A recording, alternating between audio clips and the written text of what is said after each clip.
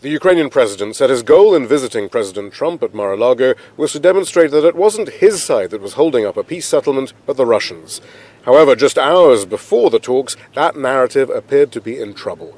President Trump announced he'd called Vladimir Putin and had a good and productive conversation and would call the Russian leader again after the talks. For their part, the Russians said they'd agreed with President Trump during the call that a 2-month ceasefire to allow Ukraine to hold a referendum on land concessions would only prolong the war. President Trump was upbeat before speaking to Volodymyr Zelenskyy, but scoffed at the idea of settling on what exactly security guarantees would mean for Ukraine. What a dumb question. Nobody even knows what the security agreement is going to say. But, as has happened in the past, following the meeting with Zelenskyy and a joint video conference with European leaders, Trump's tone softened. Our meeting was excellent. We covered, somebody would say 95%, I don't know what percent, but we have made a lot of progress.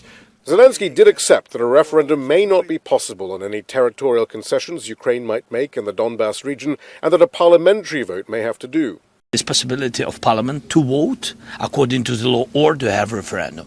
It doesn't matter. This referendum, if the plan will be very difficult for our society, very difficult, of course our society has to choose and has to vote because it's their land. Both men said that working groups would be set up over the next few weeks to discuss security and financial issues. Working groups would also be set up in the same time period with the Russians.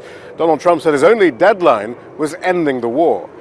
Shihab, Rattansi, Al Jazeera, West Palm Beach, Florida. Don't miss out and get the full picture. Subscribe to Al Jazeera for reliable news and expert insights. Like, share, stay ahead.